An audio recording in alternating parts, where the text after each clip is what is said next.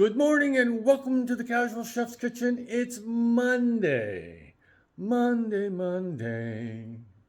That's all the singing you get out of me today.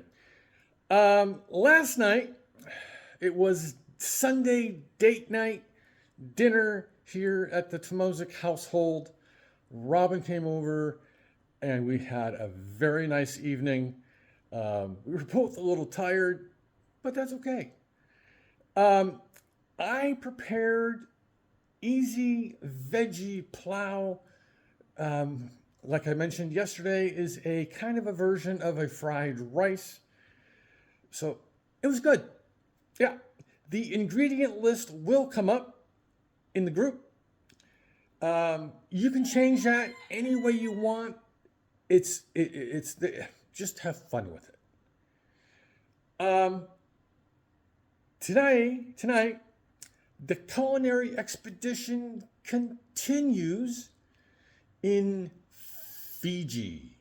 Yes, the exotic island of Fiji.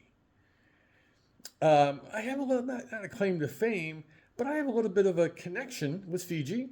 My ex-wife, Vina, was born in Fiji. Yeah. But she is of East Indian descent.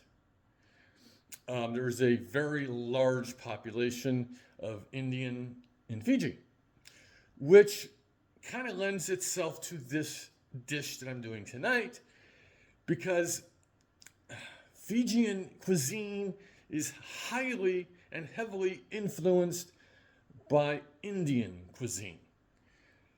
Tonight, I am going to prepare Fijian Potato Curry. The ingredient list screams Indian. Yeah. I almost produced a Fijian masala for this, but I didn't need it.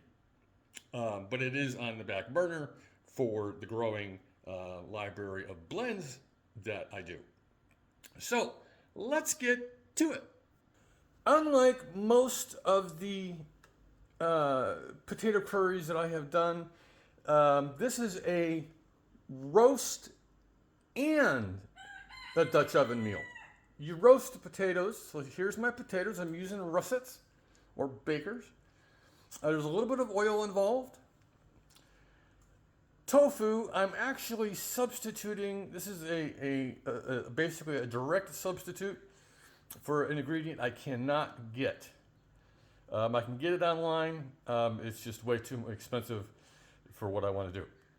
So, got tofu, garlic, just a few tablespoons of, it's supposed to be tomato puree, but I'm using tomato sauce, a lot of onion,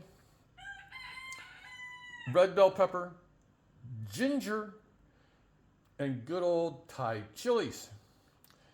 All right, this is where the fun begins. I'm using Madras curry powder. There's several choices depending on how mild or spicy you want to go.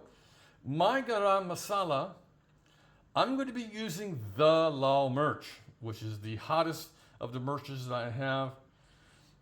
Brown mustard seed, cumin seed, fenugreek, and Indonesian cinnamon. And just about 6 to 8 ounces of water. That's it.